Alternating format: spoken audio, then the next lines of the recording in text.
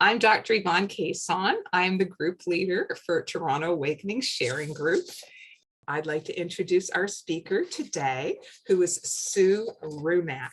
Now, as you may or may not know, one of the things that we've been striving to do with Toronto Awakenings is to promote Canadian speakers as well, especially Toronto people. And Sue Rumack is a Toronto-based individual, a Toronto-based life coach. I was introduced to her by Sean Lether, and I thought, well, we absolutely then must have Sue as a speaker for Toronto Awakening Sharing Group. So we're delighted to have her here today. So Sue Rumack calls herself the Empath Coach. And she has been a multiple STE or spiritually transformative experiencer since childhood. And she is a teacher, a healer, an author, and a professional life coach.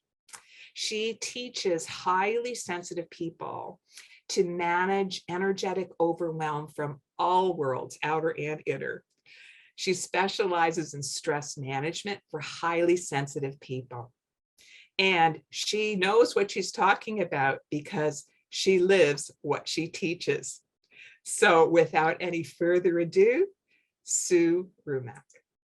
Thank you so much, Yvonne. I really do appreciate the opportunity to speak to everybody here today. Now, as we all know, Dr. Yvonne Cason, leader of this group, actually coined the phrase spiritually transformative experience many years ago, and it has become the umbrella for the entire world for all kinds of out-of-body and spiritually transformative experiences, including the near-death experiences, extreme trauma, out-of-body dreams, kundalini, and so many more.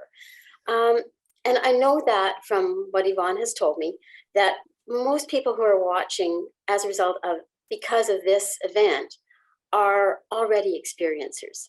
And I also know that once this goes live in other formats, we're going to be talking to people who really may not be aware of what a spiritually transformative experience is, but is looking to find out. So the most important thing that I've discovered is that something happens when you go somewhere for a period out of time out of time, and you come back. You come back changed, but sometimes you come back as in a form of trauma change. Other times you come back and it's kind of a gradual recognition that you aren't exactly who you were before. And you sometimes can't even put your finger on to pinpoint it. So when this happens to me, either when I'm in a dream state or an awake conversation with my guides, and oh yes, I do talk to my guides in real time, wide awake, and I'm not schizophrenic either. It can be as simple as a walk and talk in the park during daylight hours, or for many years, it was just waking up at dawn, 6:30 in the morning, with a directive or a thought in my mind to either ask a question, pursue a question, or do something specific that I'm being asked to do. And this doesn't even include those dreams that definitely take me somewhere else. Those I call my prophetic dreams. And I've had those since I was 14 years old. They show me future events that are going to happen and do actually happen. I've got them documented. And they are as real to me as I'm going through them as I am talking to you right now.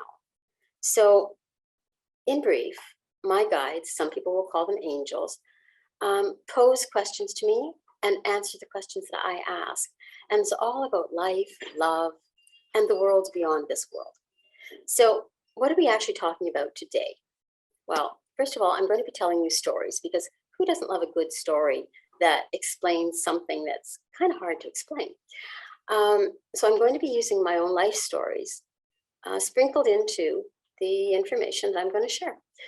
Today, we're talking about the mechanics of safely negotiating your own ST experiences, so that no matter what kind of experience you are having or continue to have had or continue to have, you will experience a step-by-step process that my guides and I have created for what you need to have more control over how you come through your own connections between worlds.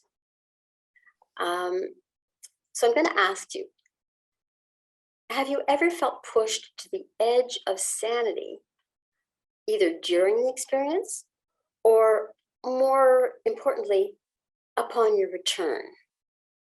I know I have. So I can definitely relate. And that explains why I was so definite about wanting to create a step-by-step process that would take me safely through those spiritually transformative experiences, so that I wouldn't end up months later trying to figure out who I was and get my health back. So there is a very, very simple structure. And that I discovered from a lifetime of travel between dimensions, and also from 15 years of coaching other people through their experiences to bring them back to a semblance of identity that they're comfortable with. Because sometimes going through these experiences, we can have what I call an identity shattering perspective that comes into its own. So if you have questions about this, please put this in the chat now while you're thinking about it, so that Yvonne and I can refer to it on the Q&A. So structure helps. And the structure for me probably began with my mother. My mother was what she called a dreamer, meaning that she would dream things that were going to happen within a coming week, warn us to do whatever it was that she wanted us to do to keep ourselves safe. And then when that thing happened, you go, see, listen to Mama. I know what I'm talking about. So when Mama said don't do, we didn't do. When I had my very first prophetic dream, I was 14 years old. That wasn't my first experience with out-of-body experience, but it was my first prophetic dream that actually did come true 7 days later. So that was my time frame for prophetic dreams. And when it happened, the dream itself was about an airplane crash, and it was a massive crash that took place at not Pearson, but Duval Airport in Montreal, and killed about 237 people. I dreamt the entire thing. I was on the ground. I was in the fires. I was not touched by any of it, but I witnessed all of it. And I woke from that dream totally shattered and shaking. Didn't say anything to anybody, because to me at 14 years old, okay, I had a bad dream. Bad dream is a bad dream. And 7 days later, I was watching the news with my mom, and they broke into whatever it was we were watching, and said there was a news flash, and they flashed pictures of the crash onto the screen. And black and white. I saw it in color, but it was black and white. And I remember sitting bolt upright, white as a sheet, shaking. And my mother looked at me and went, "What?" And I said, "I saw this 7 days ago. I saw all of it. I know that nobody survived." And she said, "Oh, you're the one." And I said, "Which one?" And she said, "In every generation of our family, we all have this gift of being able to see the future. But there's always one person who has it more strongly than the others." She said, "It would appear that you are that person." And of course, being 14, I was a little bit sarcastic and really shook. And I said, "Well, what good does that do if I can't save lives? And how can I manage this if it's going to make me crazy seeing people dying and I can't do anything about it?" And she said, "You're being trained. There will come a time in your life in the future where the dreams that you have will save people, will help people, will change lives." Of course, at 14, I couldn't imagine what that was going to be like. And I said, "So what is this all about then?" She said, "They're training you." I said, "Who is they?" And she said, "I couldn't tell you, but you are being trained for a time in the future when you can do everything that you want to do. You will be guided." And I simply had to let it go from there and happen. And I said, "But Ma," and these are now messages for you who are watching. My mother said, this is how I was to stay sane as a kid. She said, when you have a dream like this or an experience like this, I'm sure all of you already do this, write down as many details in exact, in point form and in descriptive form as you can remember when you come back from that experience. She said, seal it into an envelope with the date written on it, and of course the title of the experience, and put it away. She says, you can tell a trusted friend who isn't going to make you feel crazy, or you can give a copy of it to a trusted friend so that when it does happen, they are the first one to break the seal on the envelope and read what you saw, however long ago it was that you saw it. That, for me, helped me to see that what I was going through was a process. And that was my very first process that I involved in my life. But so the next thing that happened was the first thing actually that happened that I can remember, and I'm sure there was more than that that I don't remember. But when I was 8 years old, I think that was 1957, we were given an assignment in school. We had to go outside every single night. We had to map the stars, the constellations as they moved across the night sky. And oh my God, I was scared of the night before that. But night after night for the month of February, my dad and I went out, and I had to stand hip deep in snow. Of course, I was really little. For him, it was probably ankle deep. But anyway, and I had to map the stars onto graph paper. The very last night, and you remember this is the 28th of February, the last night of the month, when the veils between worlds are a little thin and the moon is changing. I looked up into the starry night sky, and it was like an inverted bowl, and it was like black velvet with diamonds twinkling through. And I was totally in awe of what I was seeing, and I was connected to all of that. And I remember looking up into the sky and going, how far does all this go? And of course, in my eight-year-old mind, the words echoed, boundaryless. And I said, what's boundaryless? And the voice answered, limitless. I said, I don't understand limitless. What's limitless? I want to see the fence that surrounds the sky. Where does it stop and what's beyond? And all of a sudden, I felt myself being pulled out of my body. It was a magnificent feeling, and rushing through space, completely and totally surrounded, safe. The constellations were rushing past me. Cosmos, everything was rushing past me. And I felt the wind. I felt it all. And we came to an abrupt stop on the edge of a black void. Blacker, deeper, more expansive than anything I'd ever experienced. And I remember looking down and going, oh, that's boundarylessness. And as soon as I could identify what the vastness and boundarylessness and limitlessness of the universe was, I was whisked back. I went backwards. I sped backwards in time into my body. And I felt the click as I reconnected with my body. And of course, I'm still this 8-year-old child, very precocious. And since I got answers, the first time I figured I can ask more questions, right? So I asked, who made it all? And the answer came back, the one. And we were not a religious family. I had never read scriptures of any kind. I'd never heard the term the one. And I said, who's the one? Like a little kid is going to say, who's the one? And they said, the one who made it all. I went, oh, somebody made it all. Okay, I get that.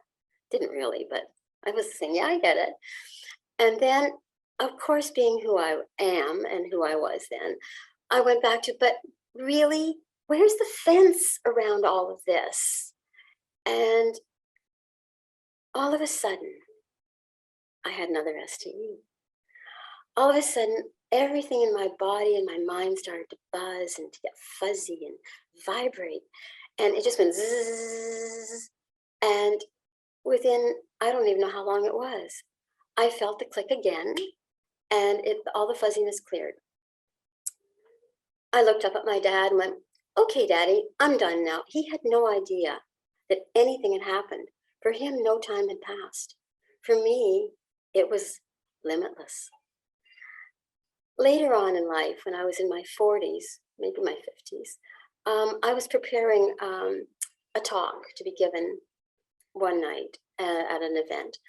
And I was asking my guides, who were very present in my life, a question. And all of a sudden, I got the zzz again, and the answers just flowed into me. And I came out of it and went, what was that all about? And they said, do you remember back when you were a little kid and we took you to the edge of the universe? I said, how could I forget that?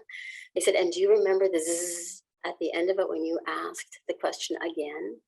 I went, mm-hmm. And they said, at that point, we realized how open you were to being the guide. And so we downloaded all the answers that you will ever need. You have, it's all there already in your mind and in your bones and in your cells. All you have to do is ask and the answer will be presented.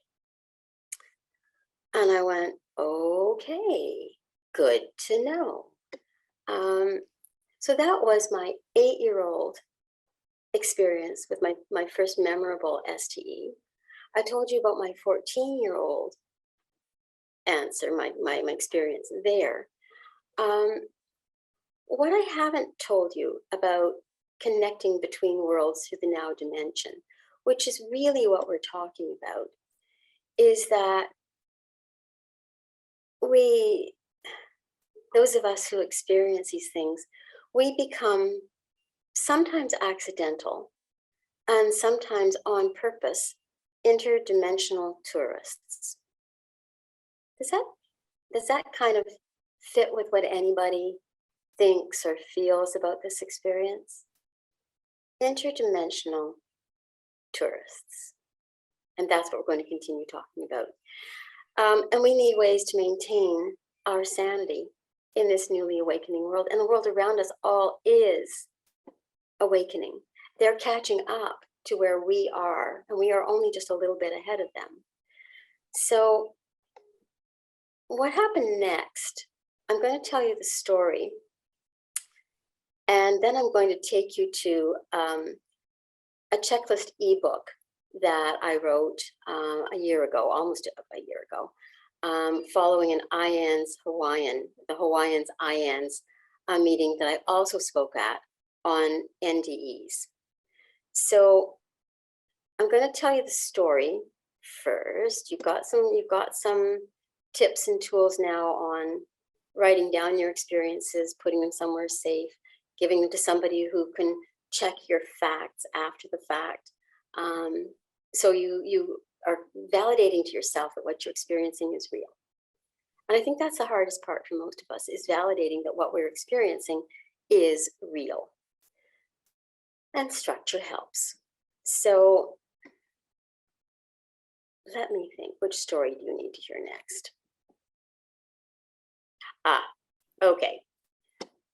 So back in 2015, I was woken up at 6:30 in the morning by my guides with a challenge. And it wasn't the first challenge. They post challenges to me all the time. The previous really big one was in 2011, in advance of 11/11/11, sort of thing. And it was to download messages of healing for mankind when the Aztec calendar ended. And that one made me very sick afterwards because I had no structure. And I was channeling for months at a time with no structure. And so I was very depleted, and it took me close to a year to recover. So when they woke me up at 6:30 in the morning, August 31st, 2015, I think it was 2015, it was not a shock, but it was with caution. They said, we want you to download 111 angelic messages for mankind. And I went, sounds fascinating, tell me more. And they did. And I said, and how long will I have to download these 111 angelic messages and make sense of them and translate them into an English that the normal people can understand? And they said, 30 days. I said, you want me to channel 111 messages in 30 days? Are you really willing to risk burning me out? And they said, no, we know you can do this. And it's really important that it happen now. So I said, all right, let's take this a little further, shall we? And I said, if I do this for you, there have to be rules. There has to be structure. And it has to be the same structure for every single message, because it means that I'll be downloading more than 3 messages a day. And that's really heavy duty for a channeler. So they said, what are your rules? And I'm going to give them to you now, okay? If you feel like writing them down, you can. If not, it's in my checklist handbook that will be available to anybody who's interested after the talk. And the first one, the first rule that I had was, I'm going to ask 3 questions of every single message. And they said, I said, and you're going to answer it in exactly the same way with every single message. So I know exactly where I'm at. And they said, fine, what are the questions? I said, the question is, what is it about this, whatever the message was, that mankind has never known before? And you can actually translate that for yourself. What is it about this experience that I'm either about to have or have just had that I did not know before about myself or about the world? What is it that I did not know or do not know? The second question is, why is it important for me to know this now at this point in time? And they have to answer why it is important before you accept the challenge. And the last one is most important because it validates your reason for going through the experience. What will change because I have gone through this experience? What will change because I have gone through this experience? My guides were willing. They said, sure, we can do this. Absolutely, we can do this. I said, okay, for each and every one, it has to be identically the same. They said, absolutely. I said, okay. I said, and there are a few more rules. So I'm going to ask you to bear with me just a moment because I want to take you to a page in the handbook so you can actually see it. Let's see if I can, here we go. Nope. Is that it? Yes, that's what I want. There it is. It opened. Hooray for me. Okay. Obviously, I really enjoy talking to people. Just hand me a microphone, put me on a stage, and I will be the happiest little camper around.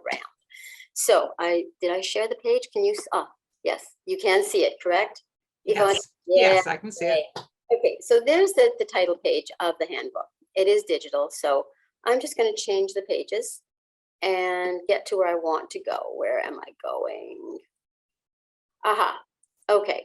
So you can see at the top of the page, I don't know if you can see it, but it says, tips learned from downloading 111 angelic messages in 30 days rather.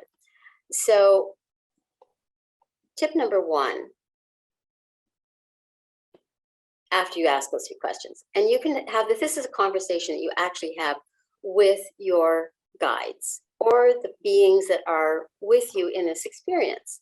So the tip number 1 is that no matter who they are or wherever they are in the universe, remember that you and they are equal. They are not deities. They are people in their own realms doing the work that they do in a similar way to the work that we do our work. So you have every right to ask what it is you're being asked to do, why, and to set some guidelines and some boundaries. So tip number 2 is it's important for you to remain in control of your own life and your own mind at all times. In other words, if you have any control over what happens, do your best to remain in control in some way. Okay? You're going to ask them, in order to do that, you're going to ask them before the event starts, if possible, or after the event ends, will you honor my boundaries? And the answer to that is yes or no. There is no maybe in it. Will you honor my boundaries? Yes or no. They have to know what your boundaries are. Can I quit if this is too much? Again, they have to answer yes or no. And then you can decide if you want to take this journey. Now, with a near-death experience, of course, you don't have control over that. But you do have control over what you experience when you come back from it, right? Another question is, will you remember that humans are fragile and treat me gently? Will you remember that humans are fragile and treat me gently?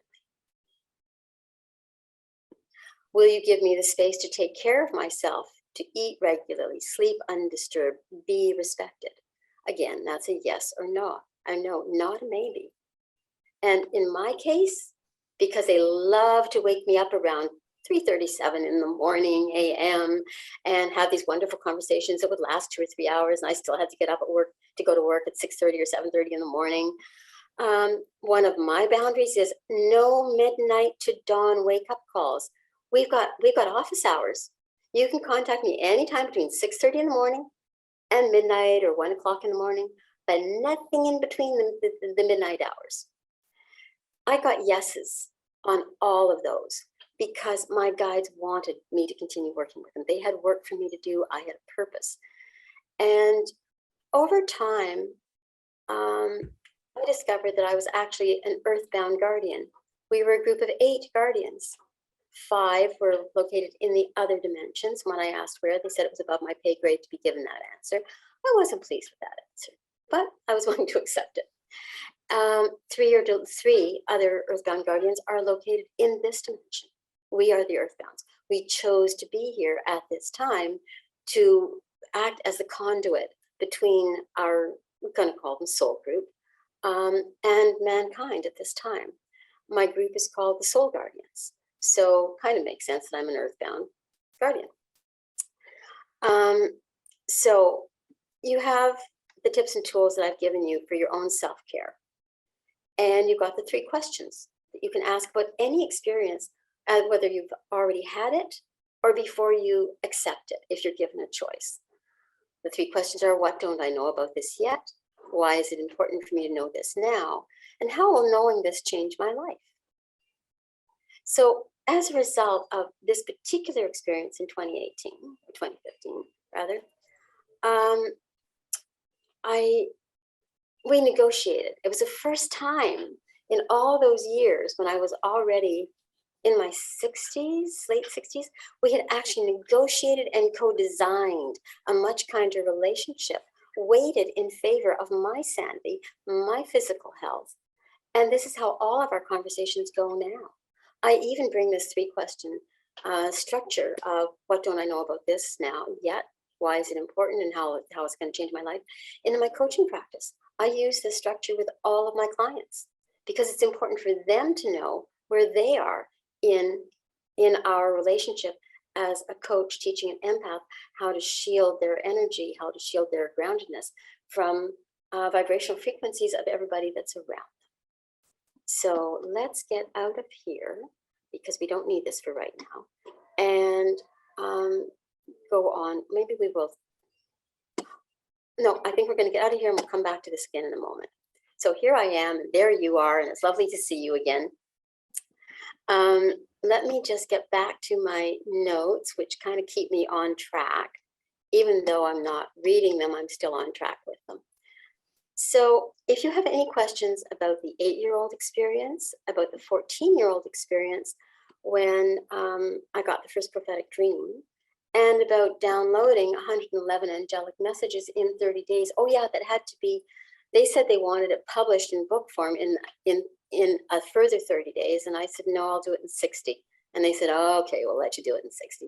And I did. And now 3 of the 5 books are actually out there and available.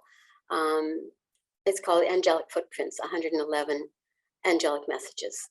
You can find it on Amazon if you're interested. Anyway, that was my story number, it was supposed to be story number 2, but it actually ended up being story number 3. And now for the last story, and that one took place in 2020. And you remember in 2020, the US presidential election was ramping up. Things were getting really, really crazy all over the world. Not quite as crazy as it is right now, but coming close. And my ex-husband, who had died the year before, invited me to an interdimensional show and tell out-of-body experience. late fall 2020. Beautiful day, sun was shining, those beautiful autumn leaves were swirling, the air was a little bit crisp, and I was out for a walk, and he pops in and says, "Interested?" And I went, "Absolutely." And what actually happened then was I had some questions for him, because I had clients who had gotten lost in interdimensional travel and had a hard time getting back. That was number one. I had somebody else who felt they had brought back an entity with them and didn't quite know how to send the entity back, or whether it was dangerous or just what.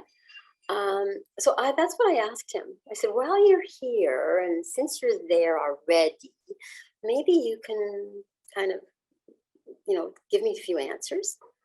And this is where this whole idea of being an interdimensional tourist came in.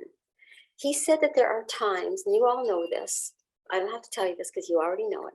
There are times when the veil between dimensions is thinner, and that we sometimes have access to the little gaps or the portals that allow us to go between dimensions and travel elsewhere to other worlds that exist on a parallel with ours. And sometimes those dimensions intersect.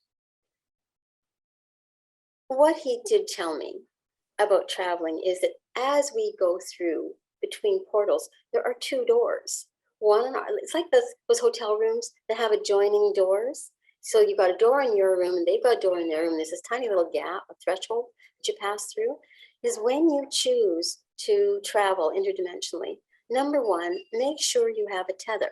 Make sure that you are tethered between your heart, soul, back to your body at all times. Don't fly free of the tether, because even if you get lost, you can always find your way back along the tether. And the tether is unbreakable. It's an energetic filament, almost invisible, that you can float out on to any distance and float back along to get back into your body. And you'll feel that, as I did, that click when you reconnect.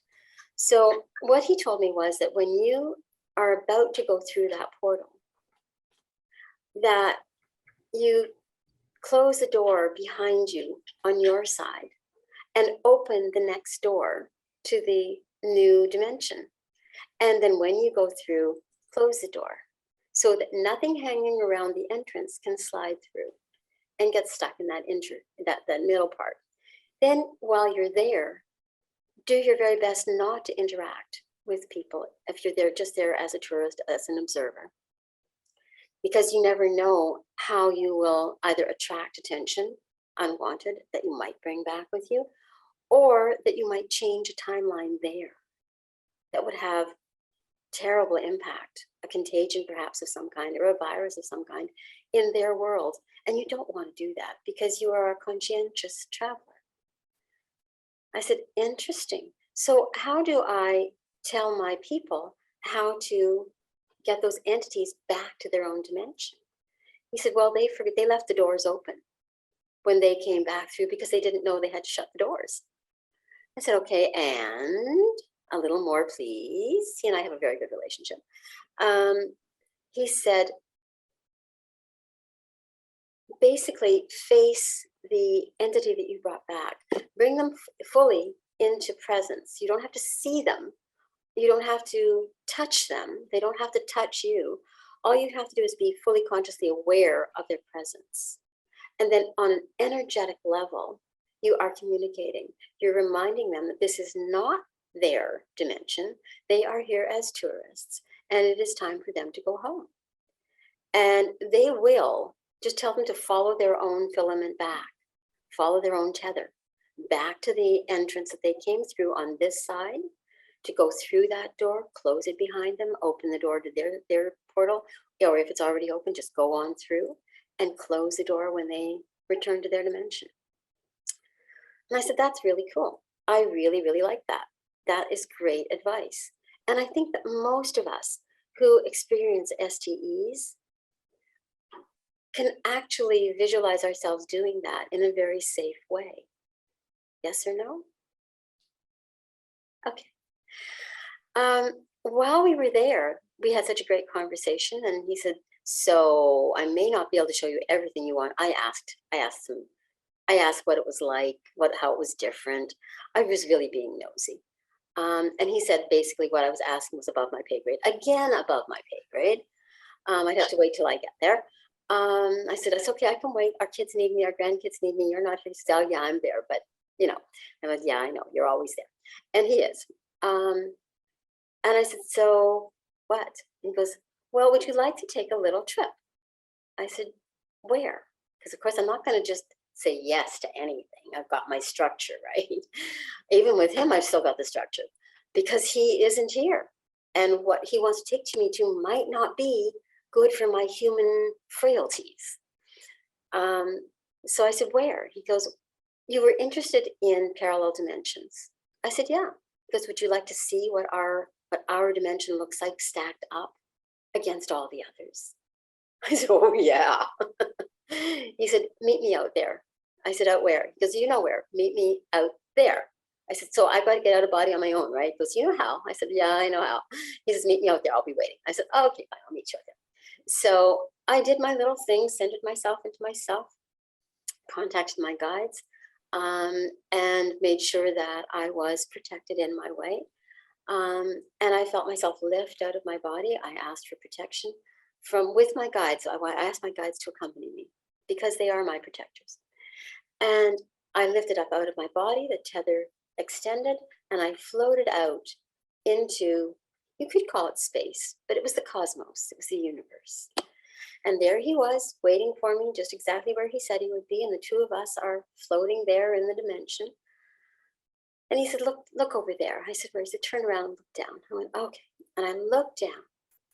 I expected to see a beautiful blue globe with circles around it. And that's not what I saw. What I saw was wafer thin rectangles that were stacked above and below what appeared to be, he'd pointed out, was our dimension.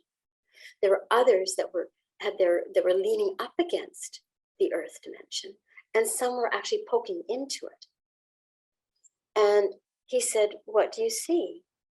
And I said, I'm not quite sure what I see. Can you explain it to me? He said, most humans expect the earth to be as it is when you look at a picture of constellations or an astrology chart of the skies. He said, but where we are right now is the energetic dimension, where all dimensions exist outside of time and outside of the space that you know. And I said, interesting. I said, which one are we? He said, Earth dimension is the one in the middle. I said, there's so many above us. He said, yes, but look, there are little spaces, just tiny spaces above each of the ones that you are you're sitting below.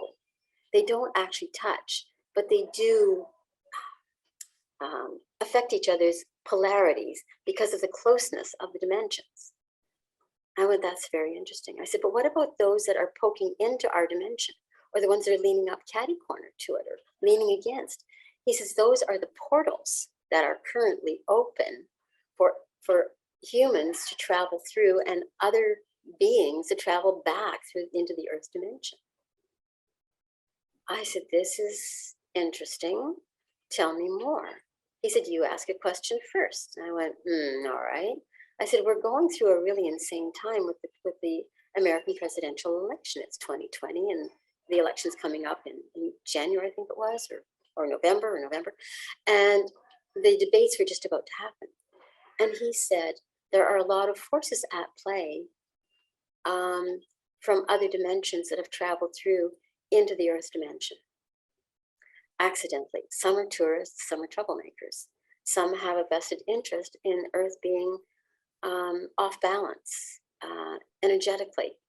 I said, and how would that happen? He says, because if all the people of the world get lost energetically or get scared energetically or go into hypervigilance or hyper hostility, anger, fear, he said it changes the polarity of earth, which changes the directions that we face in and the other dimensions that have access to us. I said, not good? He goes, not good. He said, do you want to go closer? And I went, is it safe? He said, yes, it's safe. I'm with you. And I said, all right, let's go closer. So we went closer. And what I saw, he said, what do you see? I said, there's a shielding, an energetic network, sensory network around the earth.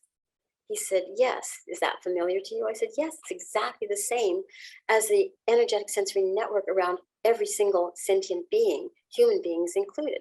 That's the work that as an empath life coach, I teach other empaths how to heal and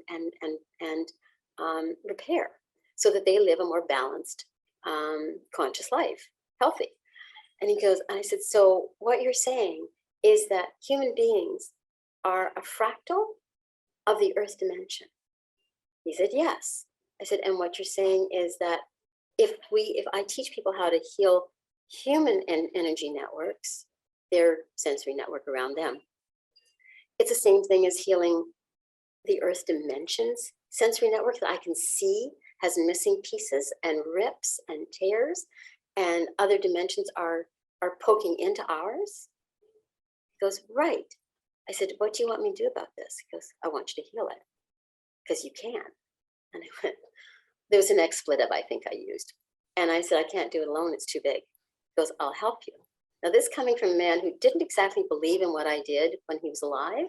And now he's saying, I'll help you because I know how. I was like, oh, okay, this is going to be different. And between us, we did what I know how to do, which is to shift the sensory network out to a safer distance around our dimension, which instantly shifted all the other dimensions that were leaning up to and intersecting with ours back out to a safe distance. Then he and I repaired the network wherever there were pieces missing, and we reinforced them with energetic patches so that those dimensions couldn't poke through again in the same way. And then he said, stand back and take a look at this now. And we did. We floated back to where we had been before, and we circled the whole thing. And now Earth had a buffer zone around it. And it could function with all the other demands from the other dimensions around it, but it also could function more efficiently inside of it. We couldn't repair what people were feeling in the Earth dimension. We couldn't repair illness or mental fatigue or any of that at that time, because we were only concerned with healing the Earth dimension in respect to all the other dimensions that influence it, and to closing down those portals that were open at that time. So as you can see, we had, that was my 2020 experience. And that was really powerful. It changed, again, those questions. Why was it important for me to, what is it that I didn't know about this that I was being asked to do? And my ex explained why that was what I would discover. I would discover how the Earth dimension fits in with all the other dimensions. The next question was, why is it important for me to do this now? Well, because the Earth dimension was in danger, and he and I knew how to fix it, and together we could. And what would that change? Earth was a little bit more protected, and who knew what would happen in the 2020 elections because of the work that we did to stabilize the Earth dimension, not the Earth itself, but the Earth dimension. So I'm going to screen share again and take you back to, I need to get back to where I can screen share again. I'm going to take you back to my little checklist, see if I can find that page, and perhaps read off some of the tools that I may not have shared yet with that. Yvonne, we have about 23 minutes left. Do we have time for this? Yes, go ahead. Okay.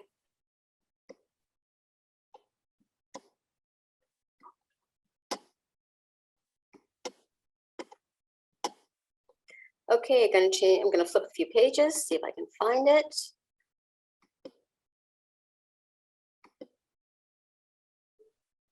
Okay. I'm just quickly Okay, it comes under tip number 11, tips for safer interdimensional travel. Control, most dimensional travel starts off accidentally. How many of you have experienced that most interdimensional travel actually starts off accidentally? And if you want more control over returning to your body, learn the mechanics. So reduce stress where you can. Accept that time in the out-of-body state is not the same as here. Call in your curiosity, release fear. So you notice that when you're in that out-of-time place and you come back, it feels as if you're there for hours and hours, maybe days, maybe weeks, maybe months, maybe even years for some people. That when you come back, you can't quite rationalize your time out of body. And that makes us feel insane. When we can just simply accept that some people can get out of body, have an experience with time, out of our time, but in that time, and come back to this time with new knowledge, that's power. So again, it's a matter of accepting that way of thinking and releasing the fear around what you experienced. Even old fear of what you've experienced in the past, you can go back and look at it through new eyes, new perspective. So that was reducing the stress where you can by understanding the time out of time concept. Portals for NDEs, OBEs, and STEs may be random. As I took you through that visual of what I experienced in the otherworld dimension, of how portals are created,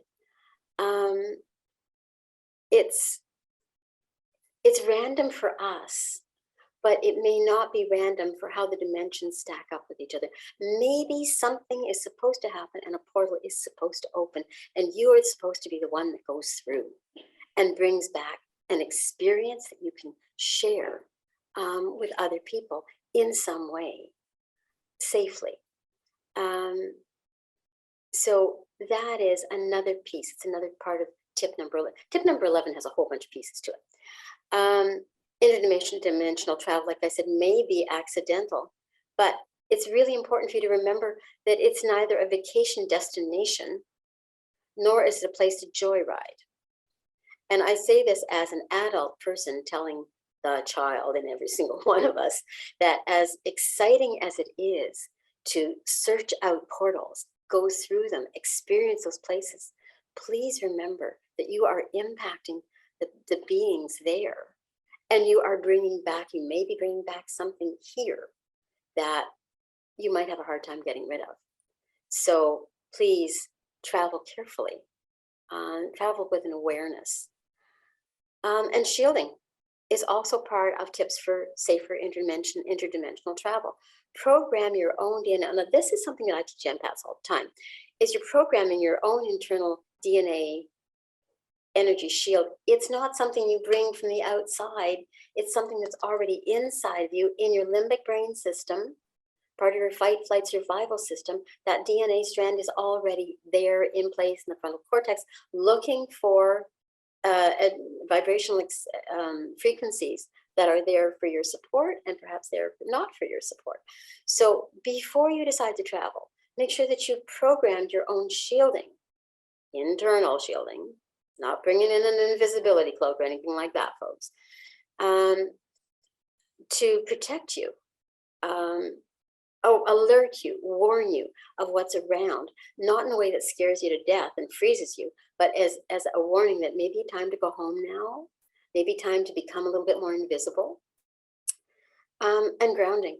So multiple NDEs, OBEs, STEs, learn how to ground your electrical essence. And that's different from grounding your spirituality. It's the electrical essence that runs your body. It's the electrical frequency, the vibration, the machinery.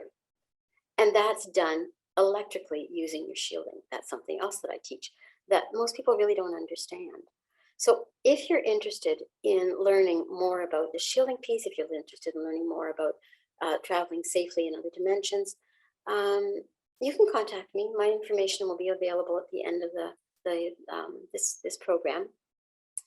I'm going to stop sharing now. I'm just going to flip to a couple more pages, see if there's anything there that I wanted you to see?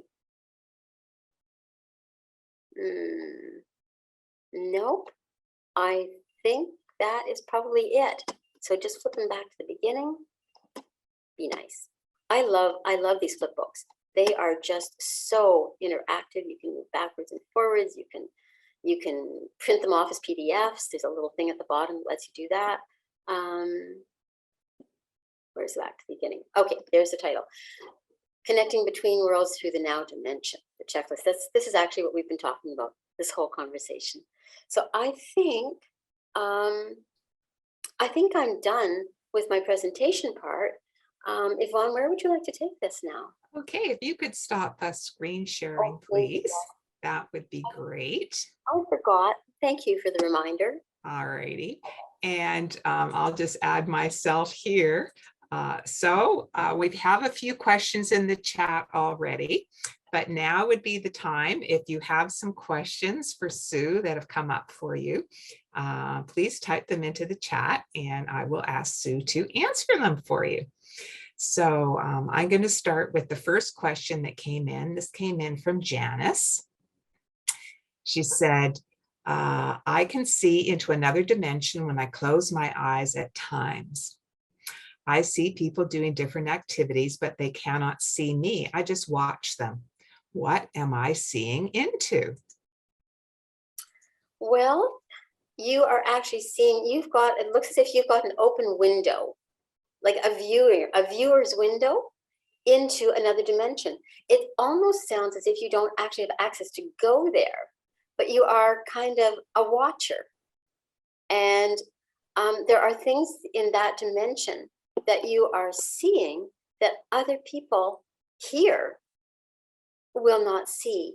And perhaps there are messages there that you can bring back for us. Basically, I would love to hear what you see, because I think that'd be so interesting.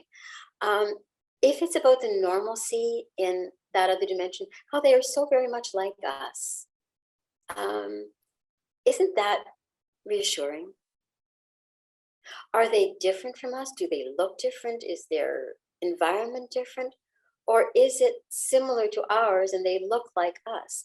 Because if it is very similar to ours, looks like they look like us, it could be that you actually have a portal to another place on this planet, on Earth. Or you have a portal to another place in time on Earth. There's more than one potentiality for what you're actually seeing. And it would be up to you to make notes, keep a little journal, and notice what it is that you do see.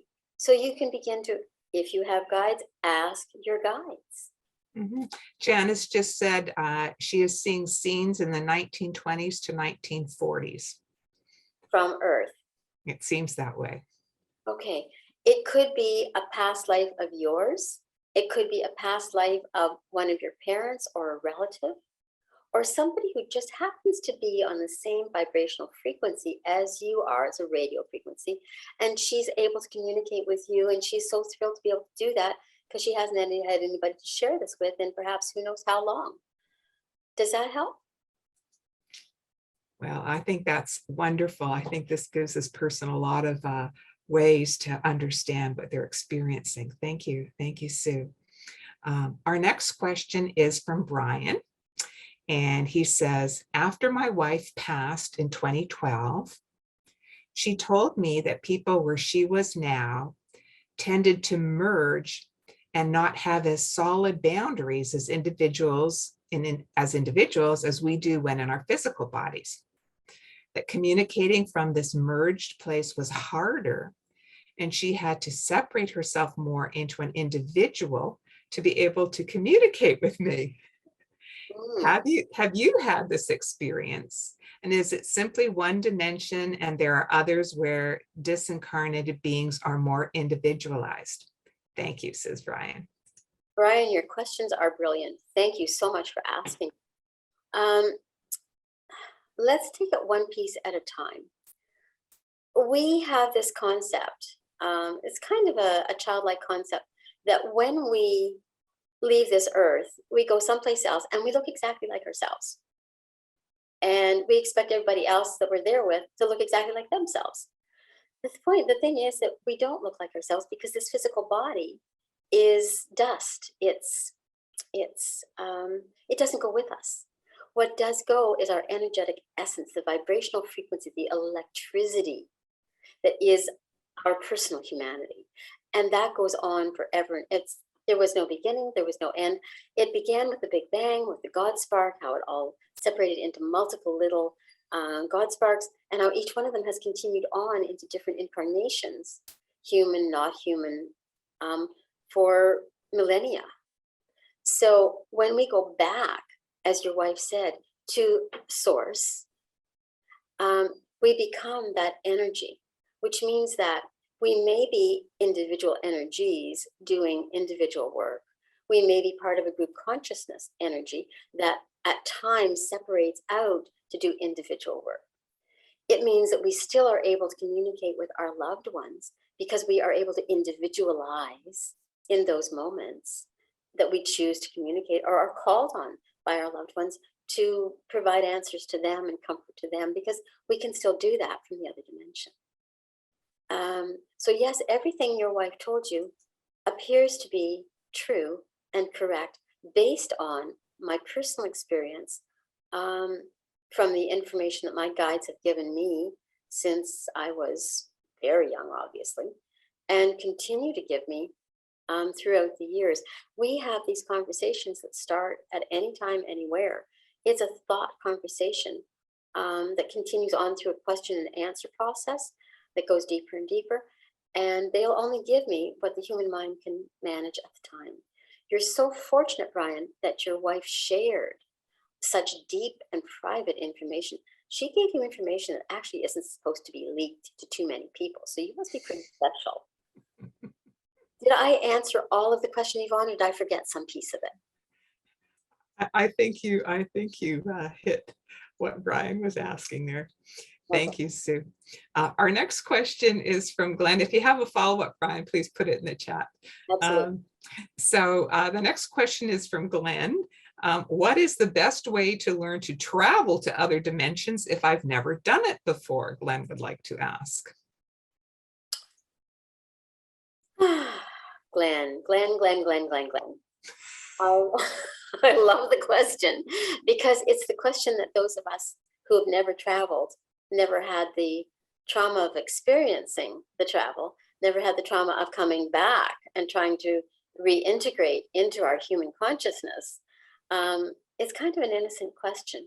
I'm not saying that to be rude or denigrate at all. If you plan on traveling, I'm going to suggest that you connect with your own guides. If you know who your guides are or your angels are, call on them. They are hovering around you all the time.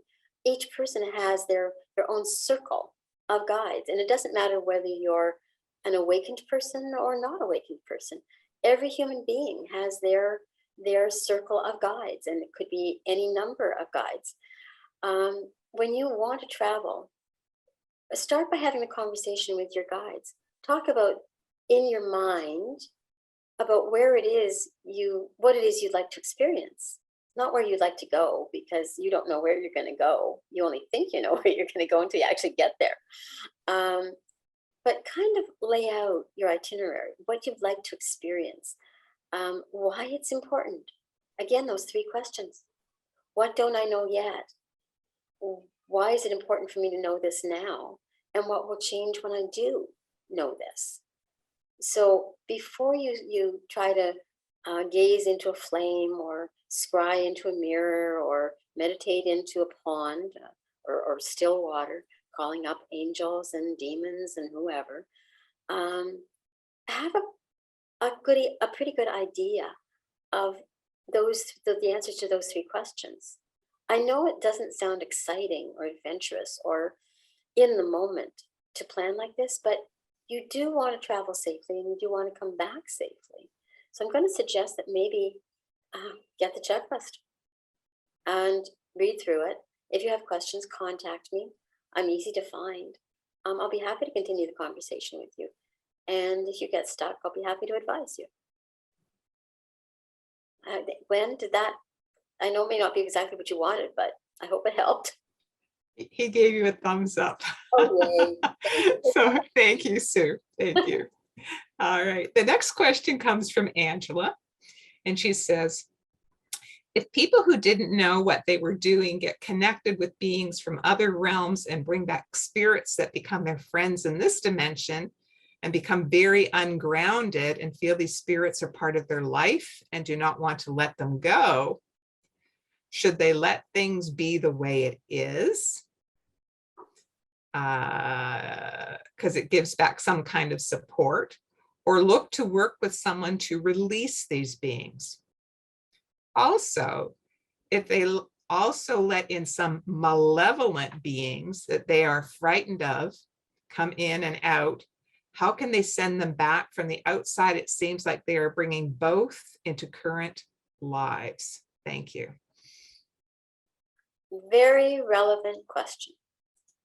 Is Angela, correct? Yes, this was from Angela.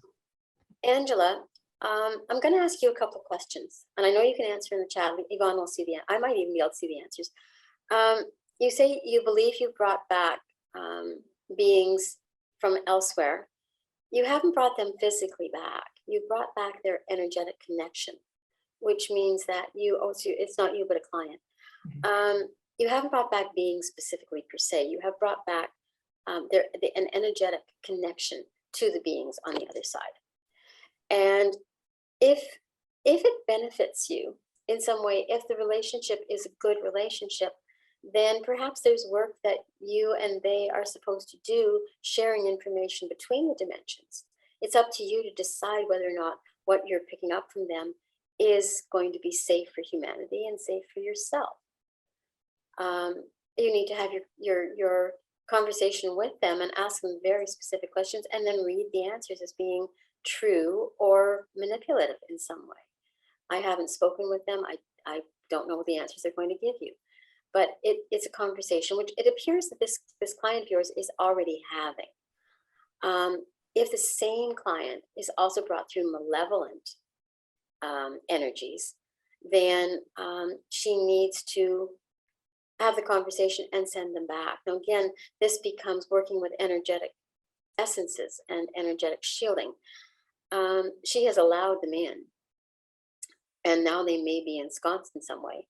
And it's not an exorcism that's going to get rid of them. It's actually her own energetic vibrational frequency that is going to program her own electrical shielding, which is an electrical network of radio signals that picks up on and allows other energy signals through into your mind and body, or you program it to stop them, filter out what you want to accept and block what you do not want to accept, and send it back on a very clear energetic wave that says that it's undeliverable. If the entity is in this world and should not be, it's a matter of doing an energetic clearing, because they obviously do not want to leave. They will remain.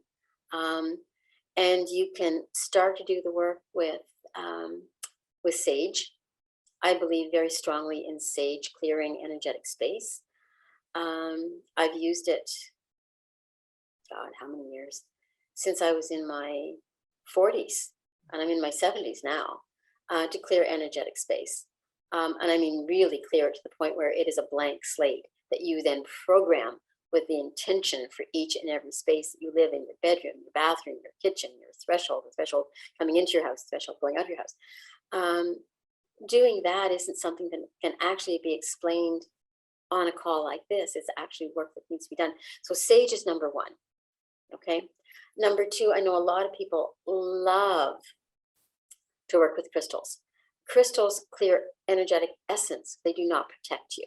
So I hold crystals sometimes when I'm working with people, or when I'm on a call like this, because I want to filter out certain things, and I want to remain very present.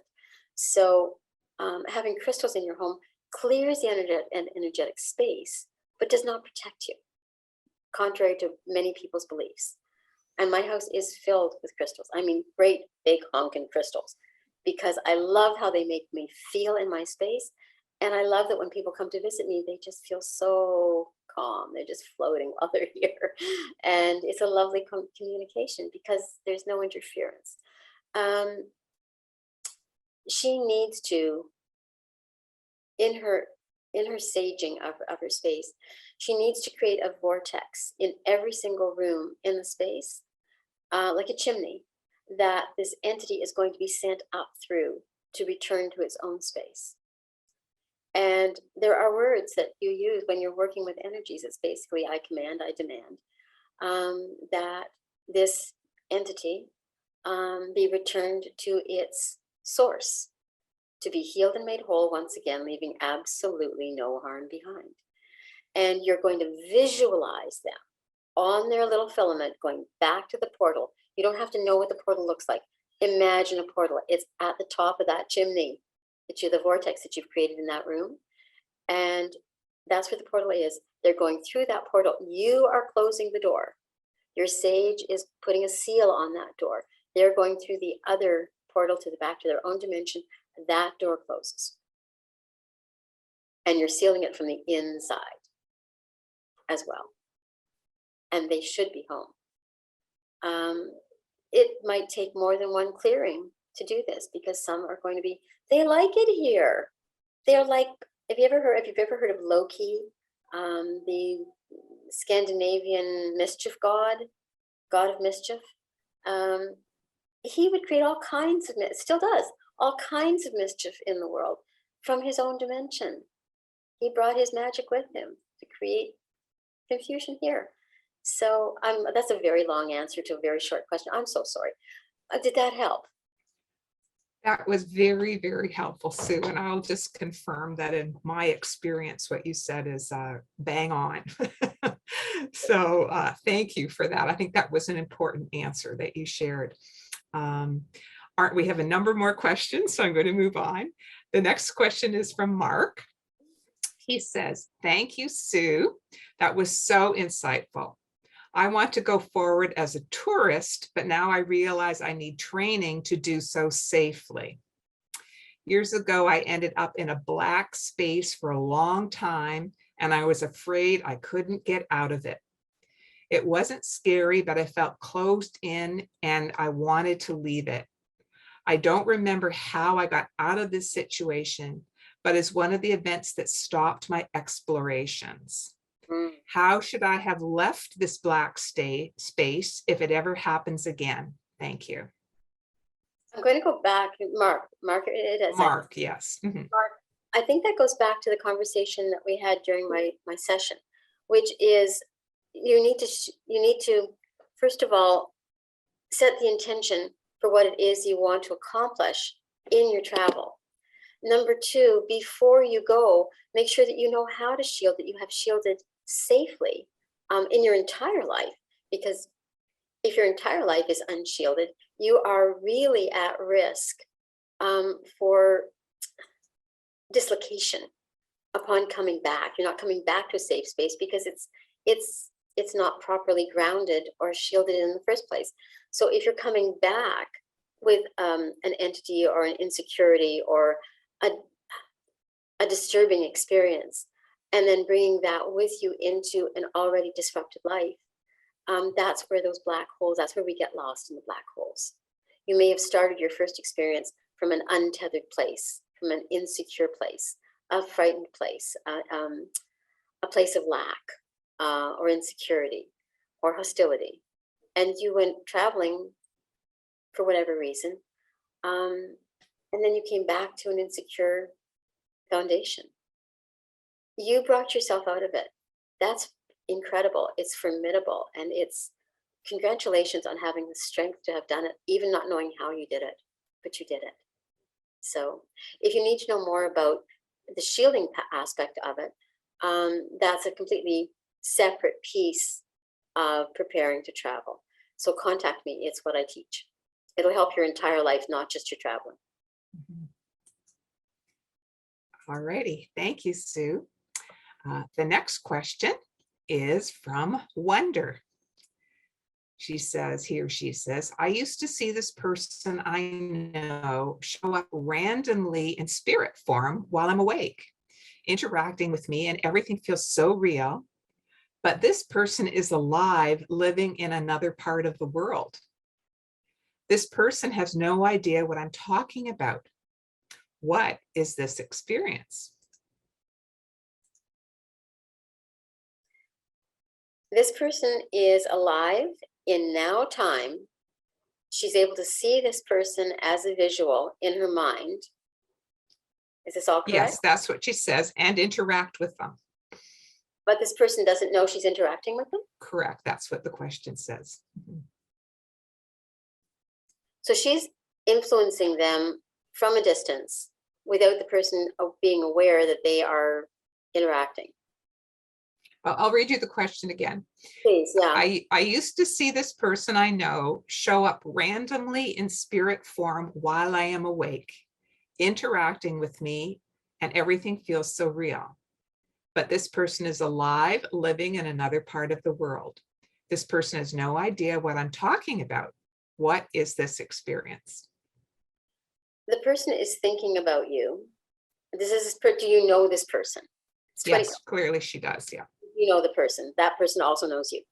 It's very simple. You and they are connected on the same radio wavelength. They are thinking about something. They may be thinking about you in relationship to that thing. They may be looking for advice or support, or just the sense of not being alone, being witnessed and validated. And because you're on the same vibrational frequency, the same megahertz band, it's a radio wave length, like a cell phone.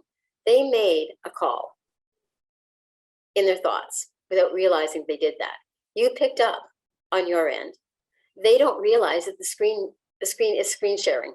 They don't realize screen sharing is on, and you're just basically seeing what they're going through. And you may be interacting and providing them with support and information that they think is their own thought, their own resolution coming through, not realizing that you're actually having input.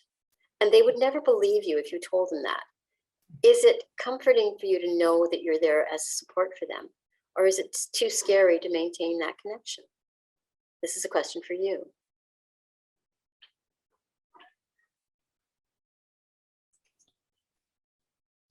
Thank you, Sue. I don't see a response, so I do. I actually do. Wonder says, okay, I see, and thank you. All right. Okay, great. Thank you. Thank you for that. We have the next question is from Shala. She sent it to me privately, but I think she wants me to ask you. If some of us can traverse between dimensions, should these portals always be shut down or distanced? Or can they be sometimes considered safe to interact with our Earth realm? If you're a regular interdimensional traveler, I recommend that when you go through a portal into the other dimension, your tether is always intact. You can always get back home, even if the door is closed.